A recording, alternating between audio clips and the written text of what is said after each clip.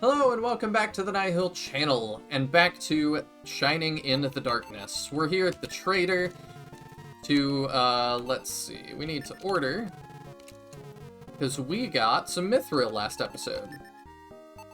So we're gonna use mithril ore, and you said it was armor for Pyra is what we need?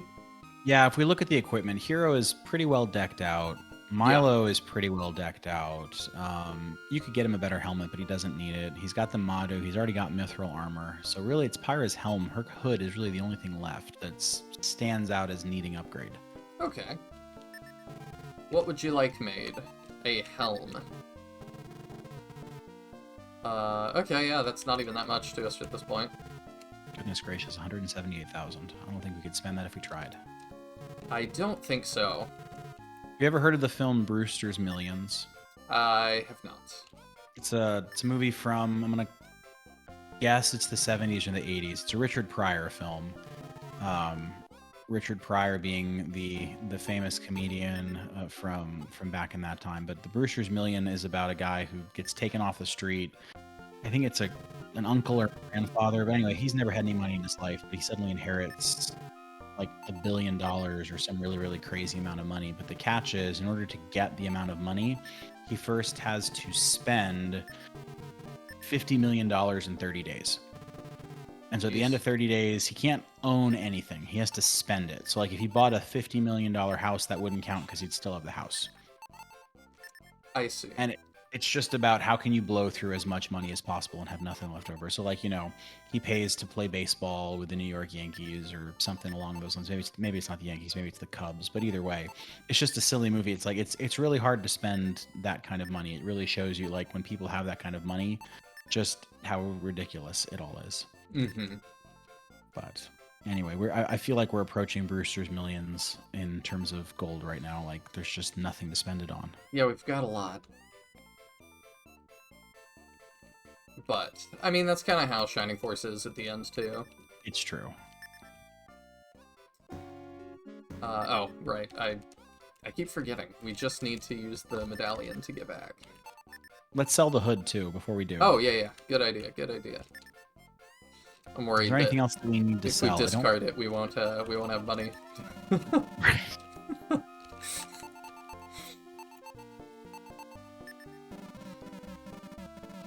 There we go, 4,300, a drop in the bucket.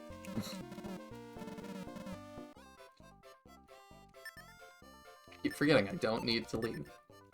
Do we want to go to the palace? I don't know. I guess we didn't go to floor 5 through the staircase, so I don't think anything's going to change yet. But does it though? Does it recognize that? I think this is the same. Yes, that's familiar. Yeah. Okay, so yeah, that's all the same still. But after, I think when we get to, yeah, after we go up the proper way, I think it'll change. Who has the medallion? Okay, he still has the medallion. There we go. Alright. This way into uncharted territory, I think. Yes, that's correct. Okay. On we go. Oh. Egress we go. I'm happy to just egress and go to the castle, because if we make it through this floor, I don't want it to be a thing. Oh, is it just still the same? I guess so.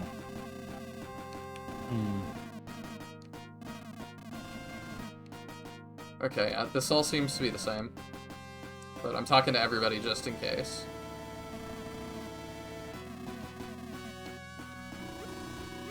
Okay, yep, that's all the same. Okay. Worth a shot. Yeah, not upset about that. Yeah, I'll pay 30 gold for the 7 MP or whatever. When we start getting down to the wire, it definitely starts being worth it. Yeah. I'll take every point. We've established that 30 gold is really going to hurt down the line, but I think it's a sacrifice that we can make. I think so. I can't regress. Regress. Let's see. Okay. Alright, so we're headed up. I didn't realize we were going to be that close to the next floor. So we've got no idea, so I'm just going to start. Torches are usually good. So now, back to last episode's discussion about animal cruelty. What was it that you wanted to share? You said animals in movies. How did you know that's where I was going with it? Well, so what I was talking about is that, you mentioned that there's an entire database of whether or not the dog dies or not. And what's funny to me is the two examples that I always think of. The dog, I don't know that it technically dies. Like, the classic example to me is in the movie Jaws. Because in the movie Jaws, there's a scene where there's a dog in the water, and the guy is calling out to the dog, and we never see the dog again. We just see the stick that the dog was going after floating in the water. So you're supposed to assume, oh, Jaws must have eaten the dog. But you don't know that. You just know that you can't find the dog at that moment. Maybe they lived in harmony and started a small business together. Or maybe the dog just ran down the beach. You don't know. I mean, but we all assume that the dog is dead. Poor dog. Jaws ate the dog. Yes. And then the other example, there's from the 80s, is one of the Friday the 13th movies. In the fourth movie, they've got a golden retriever, Gordon. And at one point, Gordon sees Jason, because, Friday the 13th is Jason Voorhees, the guy with the hockey mask and the machete. I've seen all of these. Oh, okay. So I don't need to explain it to you. But for our viewers, so it's the fourth Friday the 13th movie. And Gordon sees Jason coming and jumps through a window out the second story of a building. And again, after that, we never see Gordon again. So the assumption is that Gordon dies, but we don't know that. I mean, I'm not suggesting that Gordon is, strictly speaking, okay jumping out of a second floor window, but you never know. But yeah, dogs, I can't think of a lot of examples. Are surprisingly durable. Like, it's probably not good for him to have done that, but he probably could, maybe he broke a leg or something, and right, that can be fixed. Right. But it's I can't think of a lot of examples Jason where it's explicit. I can't think of explicit examples of, dogs dying, and maybe that's a good thing. Oh, I can.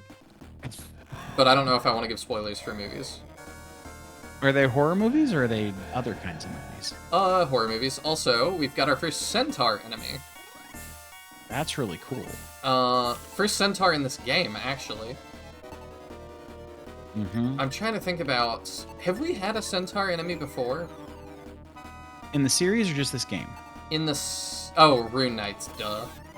Yeah, well, we've had Rune Knights, and there are centaur archers, at least in Shining Force 1. I think in Shining Force 2 as well. You're right. They're in, chapter 6, I want to say. I know that Michaela's castle, she's got a few of them. But of course, at that point in the game, they're not really firing crossbows. They're firing, again, more like machine guns. Yeah.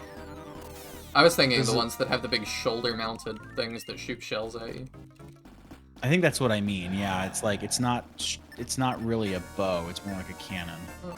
That's a lot of enemies. I'm just gonna, fire. Fire's good against zombies, right? Supposed to be. Yep. But yeah, I'm not gonna spoil the movies, so I'm not gonna talk about where the dog dies. But there's one Will Smith movie that really. Oh yeah. Oh my gosh. How did I forget about that one? That one. Yeah, you're right. That's heartbreaking. Yep, that's the one that my head immediately goes to. But no, I decided a while back, and I'm doing it pretty slowly, but I decided I was gonna watch all of the Godzilla movies and also all of the Friends of Godzilla movies. So just anything related to that. And so I ended up watching the original King Kong and really loved it. But they have, We want to boost, right? Yeah. In that movie, I don't remember if it's that one or the second one, Son of Kong, which I also surprisingly loved. Oh. I mean, it's not good, but that's not devastating. No, not as bad as I was worried it would be. That's not bad. But at one point they have a monkey that they have trained to play like a musical instrument. And I was hanging out with a friend, and I think I just had a friend staying with me for a while. And so I'm like, yeah, that's so cool. Like, how did they, I have no idea. How did they train him to do that? That's awesome. And so I show her this clip, and she just goes, probably animal cruelty. I'm just like, Oh. I mean, they're not wrong. Like that's the legacy of like Barnum and Bailey's circus. It's why they don't have elephants anymore. Yeah. It just took this like scene that I was so into, and then I was like, oh, now I feel bad. Yeah. So that's the entrance. Okay. Yeah. So we need to go right in the future. What? Okay. So we've seen these as enemies before, but not quite like this. Must have been a while. I don't even remember these. No, not these. I mean in Shining Force 1. Oh, we have yes, gargoyles, yeah. but they don't look like lizard things. No, that looks more like the, I want to say it's like the Belial or something like that. Belial? It's like Belial, the yellow ones. Yeah. Yeah, Belial, there we go. I'm sitting here with a list of all the enemies on my screen. I had to figure out the name of the centaur with the bow. Oh, okay, let's see how much they do. Okay. Good amount, except for Hero. From that barrier ring, I assume. Oh, yes. No, we just got that armor for him, too. It's probably both, because the barrier ring, it multiplies your defense, so yeah. It's the better your armor, the more it helps. Actually, you know what? If I'm gonna do that, I should just attack. There we go. But yeah, that's the one that I thought of, that I was like, oh. But you know what? We can spin this in a positive direction. There's also an entire Twitter dedicated to petting the dog. I don't know if it's necessarily for shows, but certainly for games. Can you pet a dog in a game? There's a whole Twitter dedicated to telling people if they can pet a dog in their favorite game, or if a game will become their favorite game because they can pet the dog. That one, here's a hot take for you guys. That one actually has gotten annoying to me at this point. Why is that? Because I see devs tag them and stuff, and it just feels like, to be super candid, it just kind of feels cringe to me at this point, that it's like, okay, give us our social media points now, I coded this thing. Yeah, that's fair, and certainly petting the dog doesn't fix a bad game, but I don't know, it's always nice. It can be, but I can just tell, like, when it's tacked on to be like, I need that retweet. Yeah, it's at the end of the day, it becomes a marketing gimmick, I get it. I think that's probably what it is, that it turns something that's I'm supposed to find cute and, like, endearing into a weird marketing gimmick that, I don't know. It just kind of makes me feel weird that, like, I've talked about before, I'm really into marketing and stuff, but, like, I don't know. It makes me feel weird when everything is marketing. It does, and viral marketing doesn't help, because viral marketing makes it hard to tell, was this legitimate or was this just people marketing it? Like, my favorite example was probably all of the memes that came out, I don't know, one of the Fast and Furious movies, where there were just memes everywhere for like a week about family. Yes, and that one felt so, like, industry produced to me. I'm sure it was, but at first it was funny because I think we all remember, yep, the Fast and Furious movies that talk about family a lot. I've never seen one of those. I've seen the first two, so I haven't seen them when they get really family oriented, but like the reputation precedes it. But yeah, I mean, at first it was like, okay, this is kind of funny, and then when somebody pointed out to me, yeah, it's probably from their marketing department. It killed all of the excitement that you have about it. I mean, I wasn't excited about that one to begin with, just because like I said, I've never seen one of those. And it's not for any, like, reason. It's just, I've never had a friend that was super into Fast and Furious that was like, hey, you need to watch these. But I'm interested in anything that gets that many entries, like, because you gotta be doing something right, something that people appreciate. I mean, how many Friday the 13th movies do we have? And there's maybe 2 good ones. So I don't know, it doesn't always have to be they're doing it right. It could just be... I had fun with a lot of those. Like, I like campy horror movies. Yeah.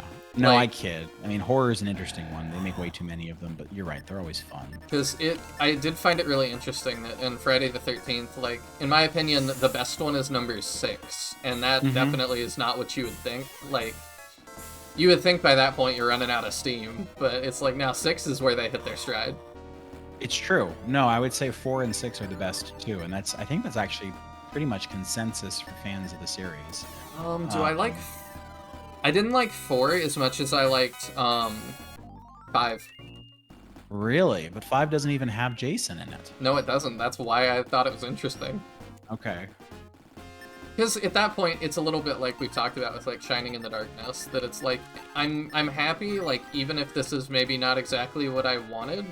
Oh, my camera died. How long has that been that way? Let me fix that real fast. No, it'll be fine. All right, we are back. Sorry about that. I'm using my phone as a camera, and my phone died while it was plugged in and being my camera. So that's no good. But I've got the charger swapped out, so it should be fine. I couldn't remember if I had already boosted Milo, so I just boosted Hero, and it worked out. Yeah, this boost strategy works a lot better on these guys. So when I had to run for a second, yeah, kind of like Shining in the Darkness, I'm just into, you know, trying different things. That said, Friday the 13th 9, Jason Goes to Hell, that was a bad idea. Yes. Yes, it was. Because that also put a picture in my head, like, you would think with a title like Jason Goes to Hell, I was thinking like, you know, the Shining Force 2 fanfic that you've always wanted of like, you know, Lemon in the underworld, like doing stuff. Like that to me is a cool idea. I expected Jason to be running around literal hell doing things, and that's not what happens. They blow him up in like the first 5 minutes of movie, and then he's like this little parasite worm thing for the rest of the movie, and that's a lot less interesting. It's true. You know, to bring it back to Fast and the Furious, what I'm hearing here is that you need to go and watch not the Fast and the Furious movies, but Hobbs and Shaw, which is the spin-off that just has Jason Statham and The Rock. Oh, I'm gonna watch all of them at some point. Okay. Like, I like getting into new series that are real big and stuff, and like I said, I haven't, like, not watched that one for any particular reason other than I just haven't done it yet. So. Sure. As somebody who has seen the first 2, I would say you can safely skip the second one, but I mean, I get it. You'll watch the whole series. The second one does introduce Ludacris, which is just on its face hilarious, but like he's actually one of the better parts of the movie. Interesting. Yeah, I'm into watching like all the worst entries too, because like, you know, what if I like that one or something? Which, with Godzilla, you know, has really been a commitment. Yeah, I can only imagine. Because some of those, especially the non-Godzilla ones, like, I think the roughest I've watched was Varen. And initially, I couldn't find anything except the American release of that one, which was awful. Like, because we couldn't, like, stand to have an Asian person star in a movie back then, because we couldn't relate, because they don't look like us, I guess.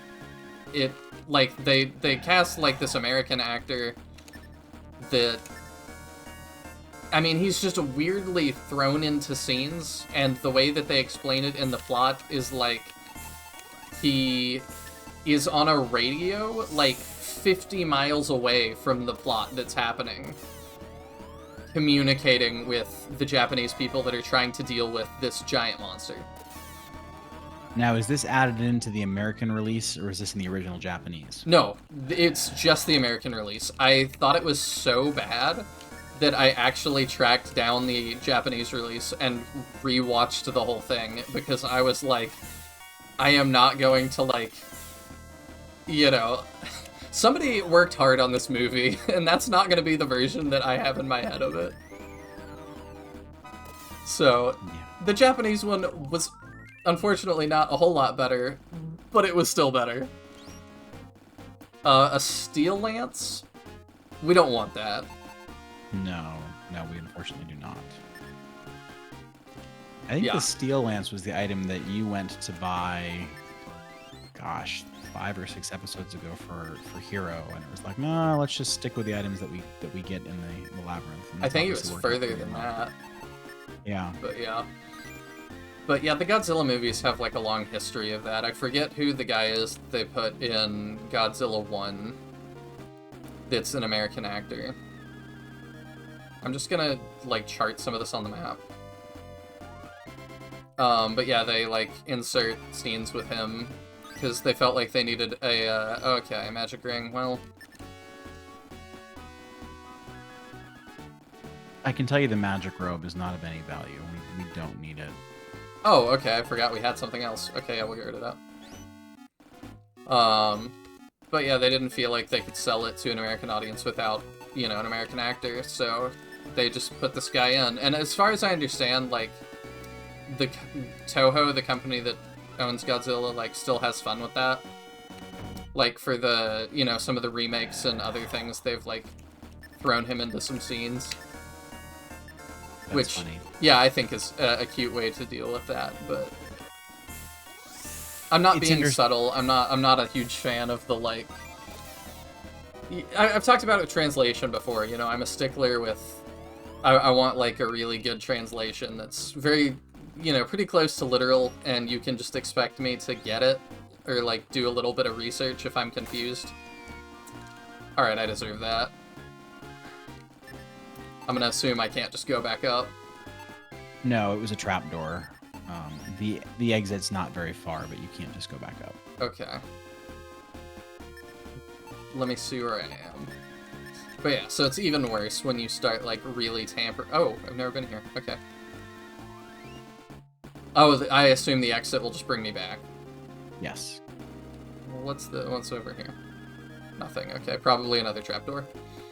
But yeah, it's even worse when you start adding in, like, all sorts of scenes that are not in the original to, like, try and resonate with other audiences. Like, nah. So walk forward one to connect that path. There you Yeah. go. Now you know where the trapdoor is. Okay. It's gonna bother me. I forget what that guy's name was. Do you wanna look that up for me? Am I looking at the original Godzilla? Look up the guy who got added in the American version. Original Godzilla American release. Let's see. But yeah, that's definitely a practice that I'm glad kind of got left with the times.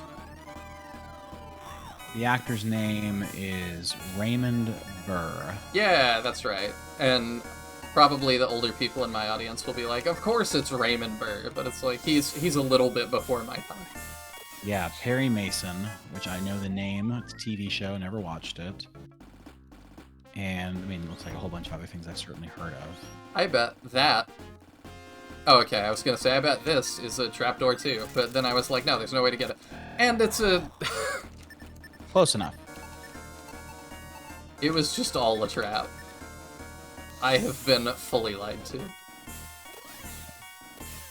I find it interesting the way that films do it these days, because they haven't stopped doing it, they've just taken a different approach, which is that now that we have a global film audience, a lot of films will deliberately put characters in to sort of appeal to that global audience. Yes. And sometimes it's done well. The example, I think, of a movie where it's done well would be, and this is not a great movie, but it's a movie where it is done well, is The Meg. Have you seen The Meg, the Jason Statham shark movie? I did, and I... Go ahead and finish your point. Well, so yeah, I'm not singing the praises of the film itself. It's a terrifically stupid B movie about a shark, but it's about a group of people, a group of scientists, some American, some I think from China, certainly from East Asia, and they're on an expedition together, and it makes sense because they're exploring the Mariana Trench, which is in the Pacific Ocean, which is between East Asia and the United States. And so I could totally see us doing a joint force to do that. Right, exactly. So, like, to me, that is... Lockjaw, okay. Well, that's cool. It's like it's already a reskin of the Gargoyle. Yeah, that is kind of weird in the same floor. Mm-hmm. But then you have movies, and it's interesting because it's the inverse. It's a really good movie where it's done really poorly, was The Martian. I didn't see in that. the movie It's a great movie. I highly, highly recommend The Martian. I've heard from people who are smarter about space than I am that it's also a very good scientific movie. But the premise of it is that Matt Damon's character is on a trip to Mars, and in the first 5 minutes of the movie, the rest of the crew takes off and leaves him behind. And so the rest of the movie is how do they get him home? And there are scenes in the movie where they bring in I guess like the Chinese equivalent of NASA. They bring in this crew to talk. Nice. Every scene that they're in does not have a single other character except for the two characters. And as far as I can tell, it exists entirely because they wanted to make sure that they had some representation of non-American astronauts. But because they don't interact with anybody else, they just have their own scenes where they talk to each other. It absolutely feels like a studio note where they finished the movie and then added these characters in. It's totally bizarre. Yeah, I could definitely see that happening. So what you were going to restrain yourself? What's your problem with the Meg? Oh, that was just another one that I just really did not like that movie. And I think it's because I had some idea of, like, what I wanted it to be, and then it just, like, totally was not that. No. Which is my fault, you know, but... It has some good moments, but I would agree. It's not a great movie. It's unfortunately a little bit too close to Sharknado. Yes, but Sharknado, I think, like, wore its heart on its sleeve a little bit more and, like, kind of knew what it was. The Meg was like, we're gonna be, like, scary, but, like, not really, but, like, maybe, but, like, not really. And they just kind of keeps teasing you with that. It's like, I don't know. I hear it. I get it. It felt like it was like, we want to be the new Sharknado, but, like, we also don't want to commit to that. So, we're just not going to. Yeah, a lot of the castings in that movie were clearly comedy castings, like Rainn Wilson, a couple of other people. Like, you did this because you knew people would think it was funny, but then you're right, it doesn't quite get to that level. No, and I've seen my fair share of crazy shark movies, like, oh, there's that magic mirror that we, like, don't need. Yes, and that is a consumable item. It casts Reflect, I think, if I remember reading it correctly, though I did read that in the same place that said the herb water revives, so it might do something different. Safe bet. But it'd be interesting to know if it works. If it actually is a Reflect, then a reflectability does seem like it'd be useful in some of these areas. Yeah, it does. But yeah, I'm just like, yeah, you should just commit. And what other... I was gonna go to I had a Halloween party one year, and we watched Sky Sharks, and that was also a terrible movie. I have never heard of Sky Sharks. That is, it's... I have now seen the picture of Sky Sharks. It is like a Nazi zombie movie. But, of course, when the zombies show up, what do they need? Well, of course, they need to be riding giant mechanical sharks, because what else are they going to ride? The tagline reads, "The sea is for fish, the sky is for sharks." Oh my. And the effects are surprisingly good.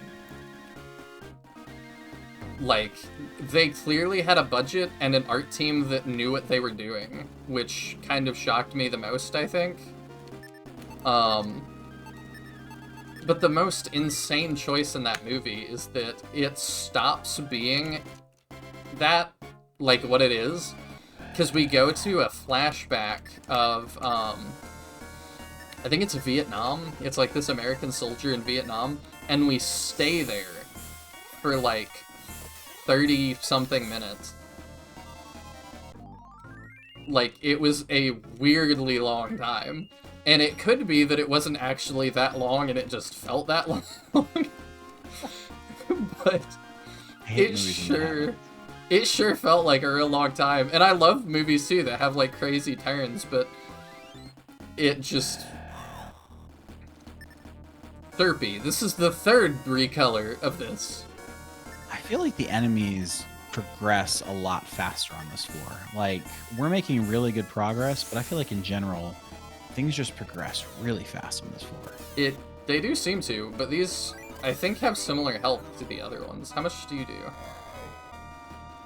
I mean, that's manageable. Yeah. But yeah, so it just wasn't a good movie, shockingly. I know. What are the worst special effects that you think you've ever seen in a movie? Oh, I don't know, because I like stuff like that, so... Like, as long as you got heart, I'm happy. Oh, he's got screen, that's... Okay, that's interesting. Because I've said before that I really like the Full Moon movies, which, Full Moon is just this B horror studio that, I mean, makes things for really, really low budgets. You know, they'll say, alright, you know, you've got $400, make me a vampire. And it's like, okay, I'll get you a vampire for $400. And the reason I like them is because you can tell the people working on them are just having a blast.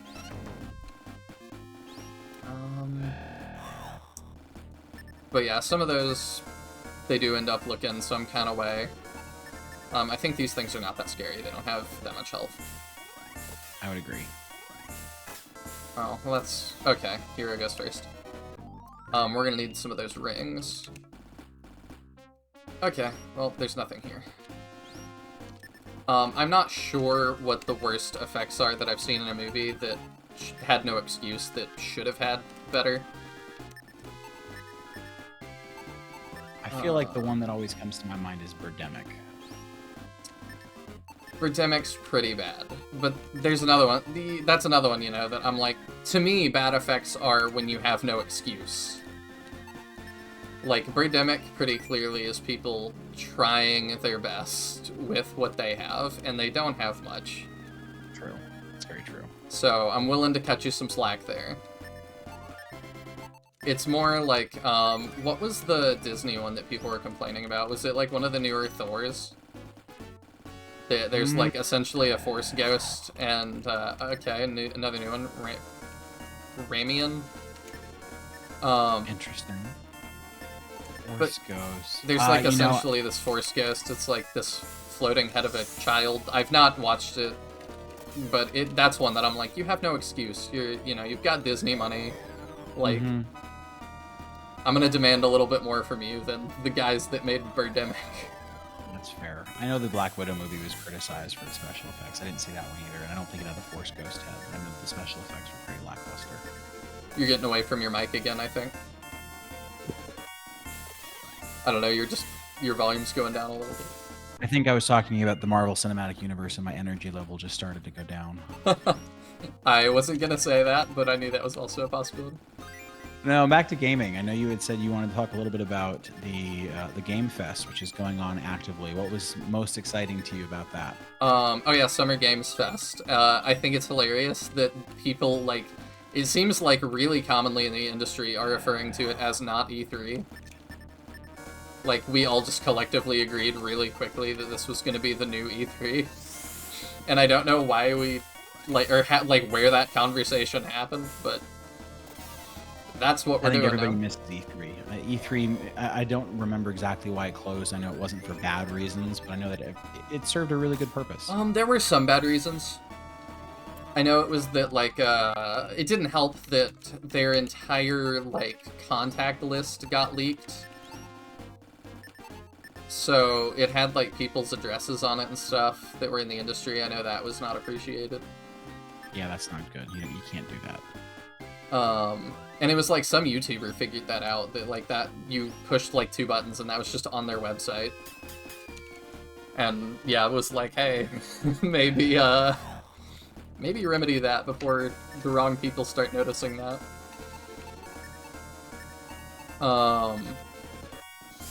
But yeah, I think it stopped being a thing because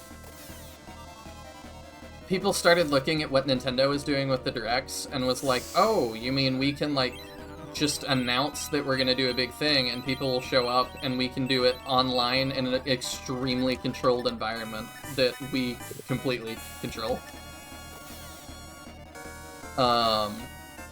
Because, you know, we've all seen the E3 presentations go horribly sideways where the game demo just doesn't quite work properly, or, you know, there's a million things that can go wrong that is totally out of the hands of that guy standing on the stage in that moment. Yeah, I mean, you know, nothing will top probably the Xbox think it was the Xbox One presentation where they said that they were going to do the always-on DRM, no more game rentals, no more selling used games. That was pretty bad. Yeah. Light armor. Do I need that? Yes. Okay. Is that better for hero? Yes, it is. That was a quick upgrade.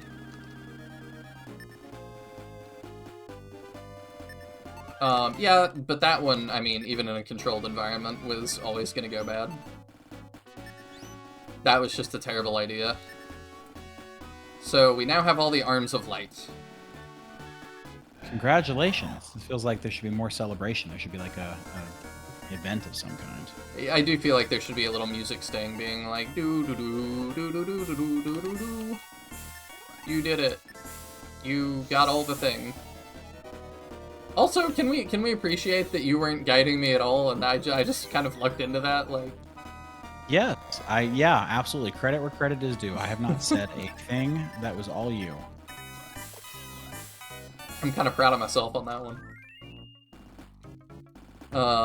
That said, I don't know what now, but... I'm gonna recommend. I'm gonna guide very gently. Let's Okay. make our way back down toward the bottom left corner of the map. Okay. If I remember right, I'm not terrified of these things, but... Yeah, I remember that E3. That was rough. Because it was also that Xbox kept talking about, like, TV being the primary focus of Xbox now, and it was like... Yeah, that's what I buy a game console for, to watch cable TV. Like, that one just felt very out of touch, but that was a problem with E3 for a long time, is that they just kind of felt out of touch. Like, we're gonna bring out, you know, oh, Bolt level 4, okay.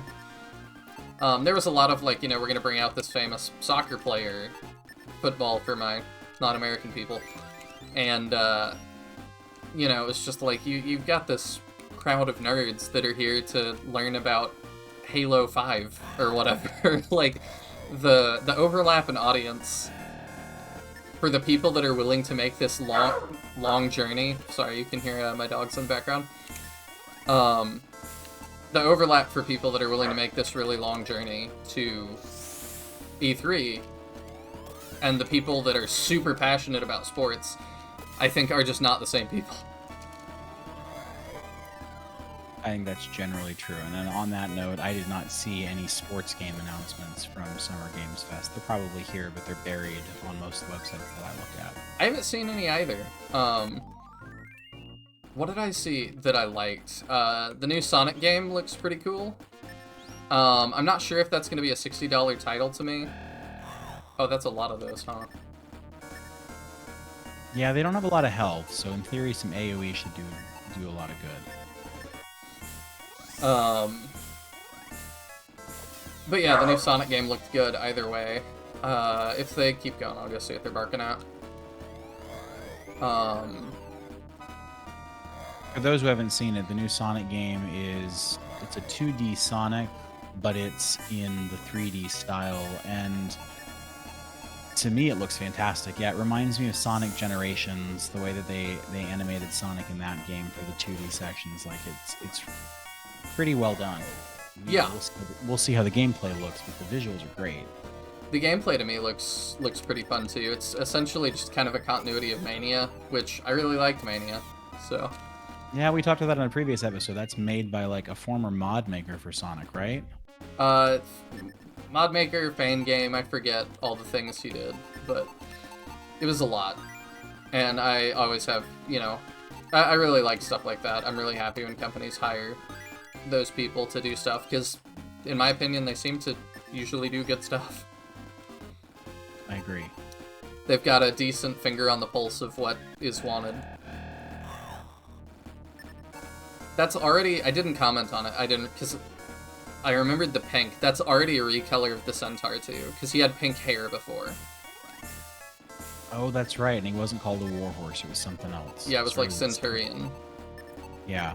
Yeah, Centaurian. I'm looking at it here. So what I'm gathering here is that you mentioned that they ran out of memory for that wall. I am guessing they could have done away with one of these recolors and recolored that wall to make it a little bit more difficult if they wanted to. You know, if you were managing the project, maybe. Because they did recolors. Kind of. Yeah, you're right. They were recolored, but it wasn't a different enemy, different difficulty. No, it was not. I've just realized my camera's a little bit high, but there we go.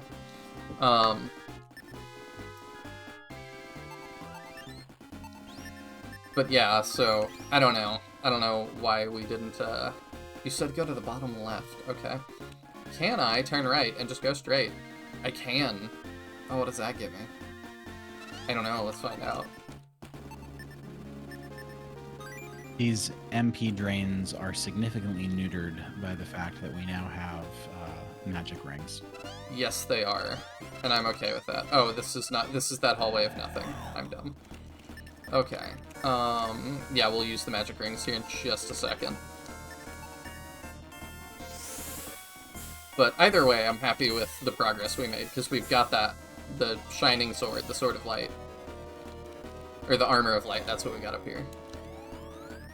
But other than that, other than Sonic, there's a new survival crafting dwarf game for Lord of the Rings, and I definitely think they need a win after Gollum. Oh my gosh, Gollum. We haven't even talked about Gollum, have we? No. I watched, I think he primarily streams, but Moist Critical did a really edited down version of his Gollum Let's Play. And he did the whole thing, and it's really funny, because I don't think he typically finishes games, but he was like, I will feel so good about myself. Like, I've climbed a mountain if I finish this game. So he plays through the whole thing. And that was very fun to watch. It was a lot of jank. Do you have thoughts on Gollum? Well, I've not played it. Like you, I've seen a few different Let's Plays. It's $50. I can guarantee I am not going to play it. No, I'm not either. The review that sticks out in my mind, and it's not really a review, but it really is, was, Video Game Donkey did a video on Gollum. I did watch that. He didn't make any jokes. He just showed it, and that was the joke. And what is he going to say that's better than that? Right. When the entire joke is just, I'm just going to show it to you, and you're just going to see it, and you're going to understand. Like, that says everything. I do think that, similar to Birdemic, it does seem like the narrative has been, this is a studio that, for whatever reason, was given a property way bigger than their budget could afford. I am not willing to cut them quite that much slack, because this is something that, from the second Gollum was announced, my response was, why? There is nothing that Gollum does that is interesting enough that I want to play an entire game doing that. Like, that was my only thought. Yeah, that's fair. And like, I don't it's have, either I don't gonna have a be rebuttal to that. It's gonna be a lot of stealth, which I don't necessarily want to do for a whole game as Gollum. The ever agile whatever he is. Or it's just gonna be a walking sim. Like, it's gonna be one of the two. So it just kind of was like, yeah, I don't know. I just never thought that was a good idea. So, yeah, from the outset, I think that was kind of doomed to fail. Because it could be less buggy, but in terms of design, I don't know what they could have really done better to execute on a Gollum concept. It's an interesting question, and funny enough, it reminds me of that was the premise of Blow on the Cartridge, the podcast that we did, was how do you take a flawed concept and how do you make it work? And I don't know, I haven't given it any thought for Gollum. I think you could probably do something like, I don't know, Middle Earth is just such an interesting place, and people have so much love for Middle Earth that if you gave Gollum the ability to wander around Middle Earth, I bet you could find... Oh, do I need to... No, you do not. Can I get back? Yeah, you can go back that... Like, if you want to go that way, you can, but you don't need to. I can't, because there's no way back up. But there's a staircase. That's down to the trapdoor, isn't it? Well, it's down where the trapdoor comes from, but it's not gonna like you can just go right back up the staircase. So there's nothing down there for you to see. Right. But, yeah.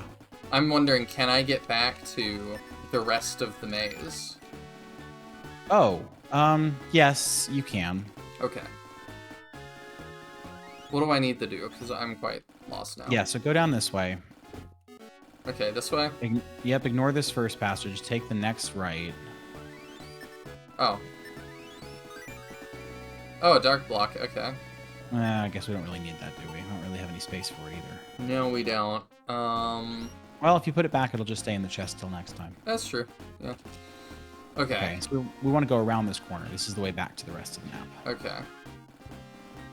And go all the way down? Take the right first. What is this?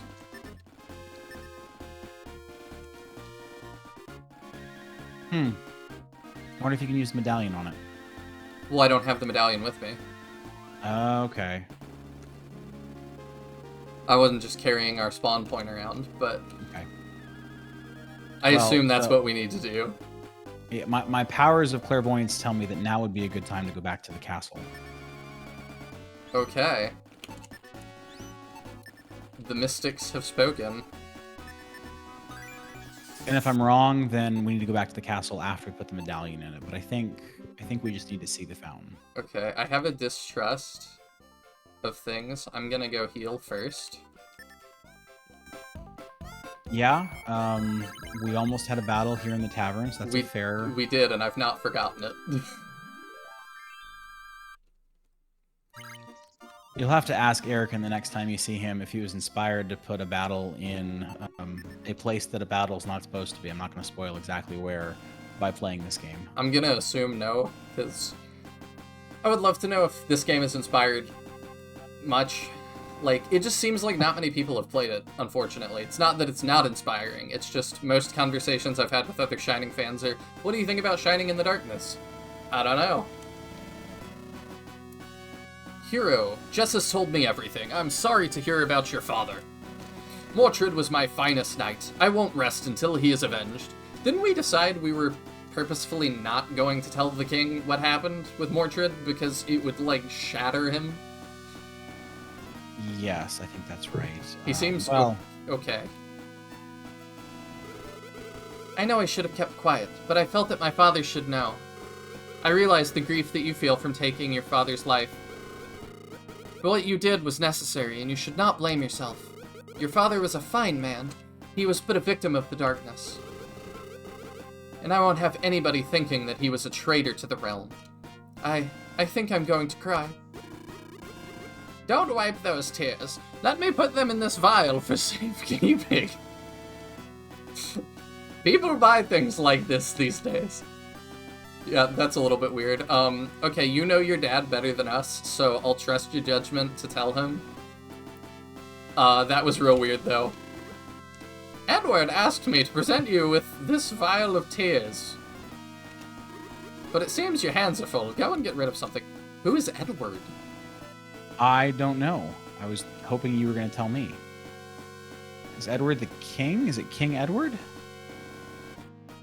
Let me know in the comments if you kept up with who Edward was. Does the wiki have anything?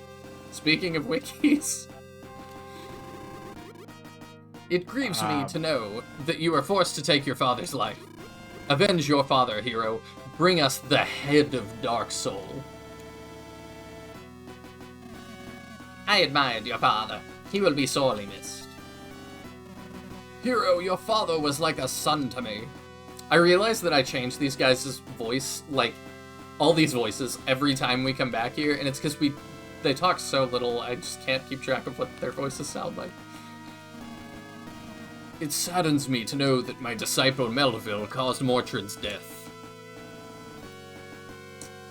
Yeah, I mean, he's kind of Dark Soul. Okay, let's go figure out what we need to get rid of.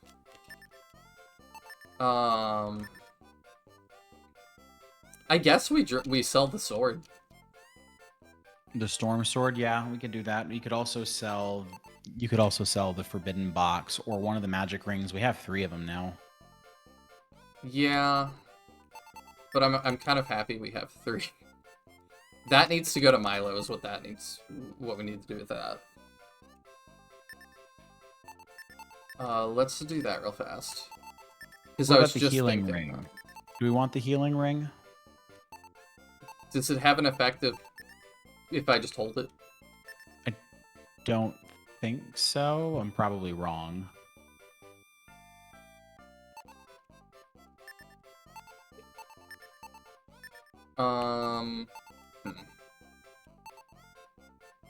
I know the comments are going to be telling me right now what's optimal. Let's see. The so box heal ring is does cool. It does cast heal 3, so it does give a full heal. Okay. So maybe Hero wants to hold on to it. I think you're probably right.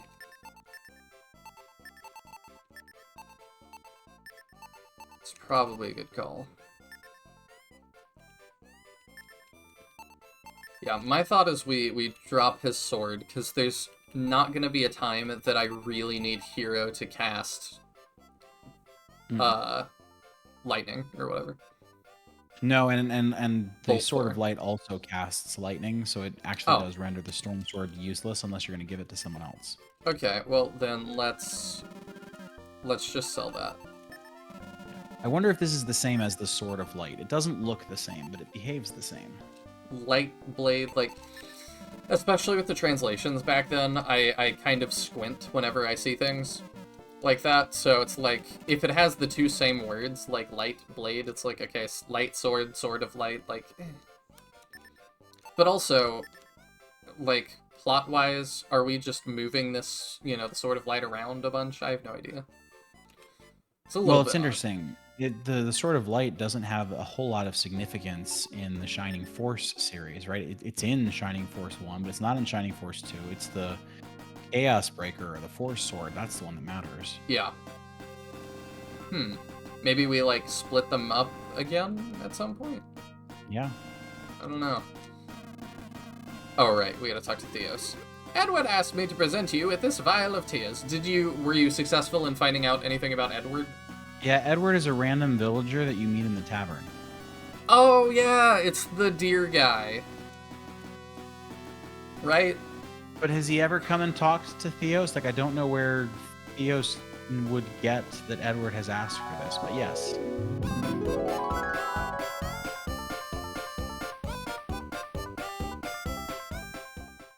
Hero receives an item, Vial of Tears. Edward also told me that the tears of the princess would serve you best. My condolences to you, brave knight, but don't let it get you down. Okay, everybody else says the same thing, I'm assuming. Yeah, okay. Let's go to the tavern. Do they have new things to say? I mean, this is very weird. Also, rip to all the people as kids that just went back and grabbed the medallion to try that, because that was my immediate instinct. Yes, I mean, yeah, I would have immediately assumed the same thing. I heard about your rescue. How could you do it? Your own father. Listen, dear, there was nobody prouder of Mordred than Hero. The poor boy, having to fight his own father and all. You wouldn't have done half as well in his shoes, Mr. V. Hold your tongue. Mordred's loss will be felt by all this day. Don't let what happened get you down. After all, it wasn't your fault. I'm really sorry to hear about Master Mordred. Such a fine man he was. Yeah, there's Edward, okay. Oh dear, I'm sorry, I didn't know. Poor Mordred. Look on the bright side. You freed him from the clutches of darkness. That is true. I'm truly sorry for what became of your father. Brave Mordred's death will be mourned by all within the kingdom. Have you met the Water Spirit, the patron of the Shining Night? If not, find the Arms of Light, then you must find the Spirit's Fountain. It's on the 5th floor of the Labyrinth. You will also need another item. Okay, he actually told us this. Yes. I remember this now. Yes, we were like, what is this referring to? And we had no idea. We were thinking it was maybe like the I even said it would be the princess. I had a feeling, and lo and behold, it was. Yeah. So this game builds up the romance between the hero and the princess at least slightly better than Shining Force 2. Does it? It feels about the same. We saved her, and that was it. And that's about the same as Shining Force 2. We saved her, and that was it. The only one that has felt like we spent some time together was Wisdom, funnily enough. The one game to do characters right. Actually, kind of. Because Kaizen, the end of that game, that made me sad. Yeah. So, I'm gonna do this. Milo casts a spell. His eyes glow. Pure tears. This should be used at a special fountain. I think this can only be used once. Interesting. We'll have to see what that does next time. Thank you all so much for tuning in. Will next time be the finale? I don't know. I have no clue with this game. It's felt like the finale's gonna be next episode or 2 episodes from now. The whole time. So, I don't know. I mentioned it last episode, but there's a Discord now. You should go join that. We've got an Nihil Discord. Captain's there. We can chat. Shining Force, Shining in the Darkness. You can tell me that my inventory management's terrible, or post memes about how terrible it is. And I will see you there. You got anything else, Captain? No, I will say I think we're close. I don't know if we're at the finale just yet. You know, I do want to ask, do you plan to do a live finale like you've done for the past few series? I haven't done it live. I've just done premieres. Okay. On you YouTube. think you'll do a premiere? Yeah, I usually like to, so, like, it's got a live chat, and we can, like, talk and stuff about it during. That sounds great. So something to look forward to. We'll have to be sure of when this game ends. Unlike with the previous 2 games, we won't know yet, but hopefully we'll share on the Discord when we know that for sure. Yeah. Alright, that's all I got for today. Thank you all, and we'll see you next time in the Labyrinth.